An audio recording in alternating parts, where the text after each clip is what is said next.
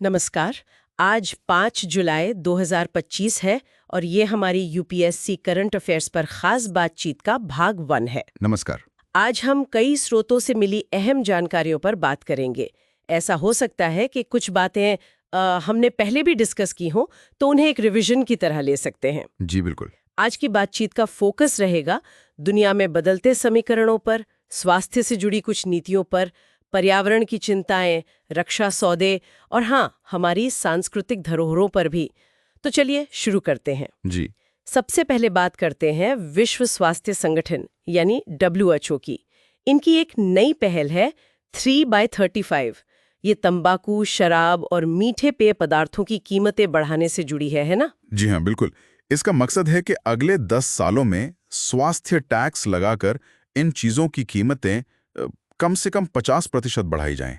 50% काफी ज्यादा है। और अनुमान ये है कि इससे अगले दशक में दुनिया भर में करीब 1 ट्रिलियन अमेरिकी डॉलर का अतिरिक्त राजस्व भी आ सकता है। ये सिर्फ WHO का नहीं, बल्कि कई विकास भागीदारों, सिविल सोसाइटी, शिक्षाविदों और सरकारों का मिलाजुला प्रयास है। ये स्वास्थ्य टैक्स मतलब ये असल में है क्या और इनकी जरूरत क्यों पड़ रही है? क्या सिर्फ राजस्व के लिए? देखिए, राजस्व तो एक पहलू है, लेकिन मुख्य कारण सार्वजनिक स्वास्थ्य है। ये टैक्स उन उत्पादों पर लगते हैं जो सेहत के लिए हानिकारक माने जाते हैं, जैसे सिगरेट, शराब, मीठे ड्रिंक्स। हाँ बिल्कुल। WHO मानता है कि मोटापा और गैर संचारी रोग, जिन्हें NCDs कहते हैं, जैसे डायबिटीज, कैंसर, दिल की बीमारियां, इन्हें रोकने का एक बहुत असरदार तरीका है। अच्छा। होता क्या है कि इन उत्पादों से समाज पर एक तरह का बोझ पड़ता है, जिसे हम नकारात्मक बाहरी प्रभाव कहते हैं, और इस्तेमाल करने वालों को भी लंबी अवधि में नुकसान होता है, मतलब आंतरिक प्रभाव। और टैक्स से समानता कैसे आती है? वो ऐसे कि NCDs का असर अक्सर गरीब तबकों पर ज्यादा देखा जाता है। तो इन टैक्स से जो पैसा आता है, उसे स्वास्थ्य सेवाओं को बेहतर बनाने में लगाकर एक तरह से समानता लाने में मदद मिल सकती है ना? जी, ये बात तो सही है। तो भारत इस दिशा में क्या कर रहा है? क्योंकि NCDs तो यहाँ भी एक बड़ी चुनौती हैं। हाँ, भारत ने भी कुछ कदम उठाए हैं। जैसे जो मीठे वातित पेय पदार्थ हैं, उन पर 28% GST तो है ही, साथ में 12% अतिरिक्त मुआवजा उपकर भी लगता है। ओह, यानी काफी टैक्स है। जी। और जो ज्यादा फैट, चीनी, नमक वाले खाने हैं, मतलब HSSS फूड्स, उन पर 12% GST है। और FSSAI ने भी खाने के तेल और फैट में ट्रांस फैटी एसिड, जिसे TFA कहते हैं, उसकी सीमा घटाकर अब सिर्फ 2% कर दी है। तो प्रयास तो हो रहे हैं। अच्छा, स्वास्थ्य की बात तो हुई, लेकिन वैश्विक स्तर पर भी आजकल काफी उथल-पुथल है। हाल ही में प्रधानमंत्री ने ग्लोबल साउथ के बढ़ते प्रभाव का जिक्र किया था। ये द्वितीय विश्व युद्ध के बाद बनी व्यवस्था को कैसे बदल रहा है? बिल्कुल। देखिए, द्वितीय विश्व युद्ध के बाद पहले दुनिया 2 ध्रुवों में बंटी थी, अमेरिका और सोवियत संघ। हाँ। फिर सोवियत संघ के विघटन के बाद काफी समय तक अमेरिका का दबदबा रहा, हाँ। जिसे एक ध्रुवीय व्यवस्था कहते हैं। हाँ। पर अब तस्वीर बदल रही है।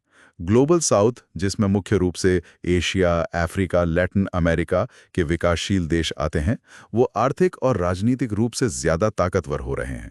ये बदलाव सिर्फ कहने की बात है या जमीन पर भी दिख रहा है? मतलब कैसे? नहीं, ये जमीन पर दिख रहा है कई तरीकों से। जैसे UNCTAD के आंकड़े बताते हैं कि ग्लोबल साउथ अब दुनिया के व्यापार का करीब 40% हिस्सा है। 40%? जी। चीन, भारत जैसे देशों की तेज आर्थिक तरक्की वैश्विक समीकरण बदल रही है। फिर आप देखिए, न्यू डेवलपमेंट बैंक और ब्रिक्स का कॉन्टिंजेंट रिजर्व अरेंजमेंट CRA जैसे वैकल्पिक संस्थान भी बन रहे हैं, जो मौजूदा संस्थाओं को चुनौती दे रहे हैं। हाँ, ये तो है। कूटनीति में भी ये देश अब ज्यादा मुखर है। जैसे COP27 में लॉस एंड डैमेज फंड पर सहमति बनी, वो ग्लोबल साउथ के दबाव का ही नतीजा था। साथ ही ये देश संयुक्त राष्ट्र जैसी पुरानी संस्थाओं में सुधार की मांग भी लगातार कर रहे हैं। और शायद जनसंख्या भी एक फैक्टर है। बिल्कुल। दुनिया की ज्यादातर आबादी इन्हीं देशों में रहती है, जो इन्हें एक बड़ी जनसांख्यिकीय ताकत देता है। तो हाँ, आर्थिक ताकत के साथ साथ राजनीतिक आवाज भी बुलंद हो रही है। अच्छा, वैश्विक मंचों की बात चली रही है, तो हाल ही में OPCW की एक अहम बैठक नई दिल्ली में हुई थी। इसका क्या महत्व था? हाँ, OPCW यानी रासायनिक हथियारों के निषेध संगठन, ये उनकी एशियाई सदस्य देशों के राष्ट्रीय प्राधिकरणों की 23वीं क्षेत्रीय बैठक थी। ये बैठक क्या कहते हैं, रासायनिक हथियार अभिसमय CWC को सही ढंग से लागू करने के उनके प्रयासों का हिस्सा है। CWC ये कब लागू हुआ था? ये 1997 में लागू हुआ था। और ये पहला ऐसा बहुपक्षीय समझौता है जो सामूहिक विनाश के हथियारों की पूरी एक श्रेणी को, मतलब रासायनिक हथियारों को खत्म करने की बात करता है। भारत इसके शुरुआती हस्ताक्षरकर्ताओं में से एक है। OPCW को 2013 में नोबेल शांति पुरस्कार भी मिला था इसी काम के लिए। और भारत का इसमें क्या खास योगदान रहा है हाल में? भारत में CWC को लागू करने की जिम्मेदारी राष्ट्रीय प्राधिकरण यानी NACWC की है।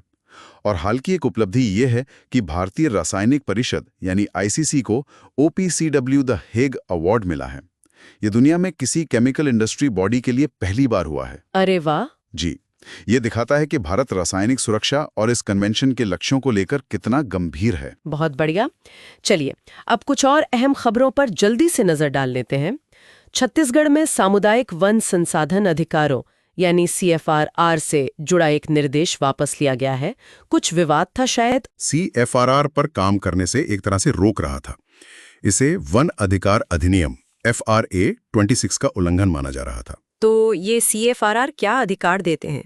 ये समुदायों को ग्राम सभा के जरिए उनके जो पारंपरिक वन संसाधन हैं, उनकी सुरक्षा, उनका प्रबंधन और संरक्षण करने का अधिकार देते हैं। तो वो निर्देश इन अधिकारों के अमल में बाधा बन रहा था। यानी वन अधिकारों को लेकर जमीनी स्तर पर अभी भी कुछ चुनौतियां हैं। अच्छा, रक्षा क्षेत्र में क्या चल रहा है?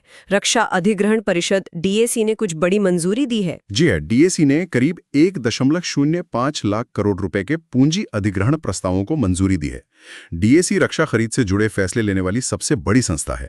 रक्षा मंत्री इसके अध्यक्ष होते हैं। ये प्रस्तावों के लिए आवश्यकता की स्वीकृति मतलब AON देती है। काफी बड़ी रकम है ये। हाँ, और इसी से जुड़ी एक और खबर है कि भारत को जल्द ही अपाचे AH-64E लड़ाकू हेलीकॉप्टर्स भी मिलने वाले हैं। ये दुनिया के सबसे उन्नत हमलावर हेलीकॉप्टरों में गिने जाते हैं। अच्छा, और शांति के मोर्चे पर वैश्विक शांति सूचकांक GPI 2025 भी आ गया है। जी, इसे Institute for Economics and Peace IEP जारी करता है। इस बार की रिपोर्ट बताती है कि वैश्विक शांति के औसत स्तर में थोड़ी गिरावट आई है। ओह, भारत की क्या स्थिति है? भारत का स्थान 115वां है। दक्षिण एशिया को दूसरा सबसे कम शांतिपूर्ण क्षेत्र बताया गया है। आइसलैंड हमेशा की तरह पहले नंबर पे है और रूस इस बार 163वें स्थान पर यानी सबसे कम शांतिपूर्ण देशों में है। ठीक है। और अंत में कुछ छोटी मगर महत्वपूर्ण खबरें। एक द्वीप डूब रहा है। हाँ, तमिलनाडु में मन्नार की खाड़ी में एक निर्जन द्वीप है, करियाचल्ली द्वीप। वो कटाव और समुद्र का जल स्तर बढ़ने की वजह से डूब रहा है। TNSH और नाम का एक प्रोजेक्ट है जो इसे बचाने की कोशिश करेगा। चिंता की बात है। और इथियोपिया का डैम। जी, इथियोपिया ने ब्लू नील नदी पर ग्रैंड इथोपियन रेनेसार डैम GRD पूरा कर लिया है। इसे अफ्रीका का सबसे बड़ा हाइड्रो पावर प्रोजेक्ट माना जा रहा है। हालांकि इसको लेकर मिस्र और सूडान के साथ उसका विवाद भी रहा है। और ये चिली और अर्जेंटीना में रिकॉर्ड ठंड। हाँ, हाल ही में चिली और अर्जेंटीना में ध्रुवीय प्रतिचक्रवात मतलब पोलर एंटीसाइक्लोन के कारण बहुत ज्यादा ठंड पड़ी। ये ध्रुवीय क्षेत्रों के बाहर पृथ्वी पर सबसे ठंडे स्थान बन गए थे कुछ समय के लिए। ये उच्च वायुमंडलीय दबाव वाली पवन प्रणालियां होती हैं। अच्छा, और खेलों की दुनिया से भी एक खबर है, ओलंपिक से जुड़ी। हाँ, अंतर्राष्ट्रीय ओलंपिक समिति IOC ने भारतीय ओलंपिक संघ IOA में शासन के कुछ मुद्दों और डोपिंग के बढ़ते मामलों पर चिंता जताई है। खासकर इसलिए क्योंकि भारत 2036 ओलंपिक की मेजबानी के लिए दावेदारी कर रहा है। ये चिंताजनक है।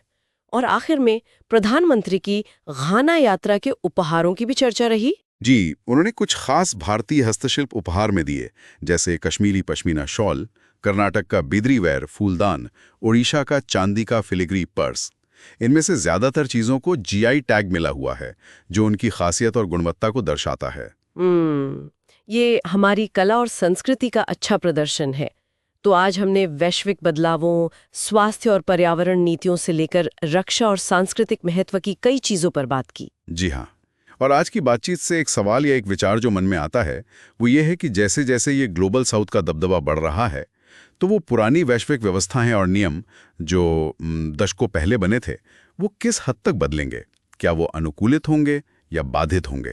ये आने वाले समय में देखना काफी दिलचस्प होगा। वाकई ये सोचने वाली बात है। भविष्य में इस पर नजर रखनी होगी। तो आज के लिए इतना ही। अगर ये जानकारी आपको उपयोगी लगी हो तो कृपया लाइक और सब्सक्राइब करें। अगली बार फिर मिलेंगे नई जानकारियों के साथ। नमस्कार। नमस्कार।